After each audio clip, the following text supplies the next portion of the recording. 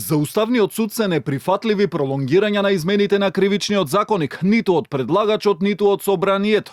Председателот на Уставен Дарко Костадиновски за Канал 5 вели дека останува на рокот до последната седница во декември, пред судот да донесе одлука која може да биде укинувачка, поништувачка или евентуално укинувачка со одложено правно дејство. Костадиновски вели дека за Уставниот суд е битно да биде испочитувана и извршена неговата одлука и сите во нашата држава, како што вели, да демонстрираат реална, а не декларативна посветеност на правната држава и владењето на правото. Од тука за судот е неприфатливо 10 месеци да не се почитува и извршува неговата одлука, а посебно оваа, имајќи ги предвид последиците кои законските измени на кривичниот законник ги направија на правната држава и на владењето на правото. За Уставниот суд, но и за владењето на правото, најдобрата опција е собранието да ја изврши неговата одлука и да направи измени во согласност со изнесените правни стојалишта во одлуката.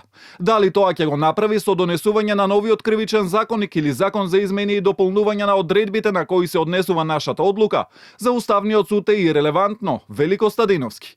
По премиерот Христијан Мицкоски, кој деновиве најави дека до нова година пред пратениците ќе се најдат измени на спорните одредби на кривичниот законник, вчера и министерот за правда Игор Филков во интервју за МИА рече дека измените се во финална фаза, пошто ќе бидат доставени во владина процедура. Одлуките на Уставниот суд се конечни и извршни, но при тоа мора да се внимава со изјавите и ставовите за да не се добие впечаток во јавноста дека се користат за дневно политиканство.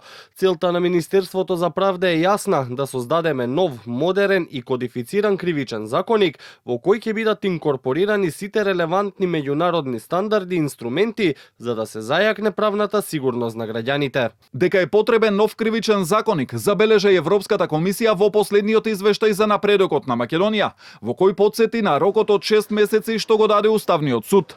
Со него се очекува и корекција на спорните измени од септември 2023-та, кога со европско знаменце беа намалени казните за злоупотреба на службената положба и овластување, несовесно работење во службата и злосторничко здружување. Со нив десетици функционери се спасија од кривичен прогон, како што пресмета тогаш коалицијата Сите за правично судење. Само во предметите на поранешното СЈАО се создаде можност за дури 80 обвинети да настапи апсолутна застареност.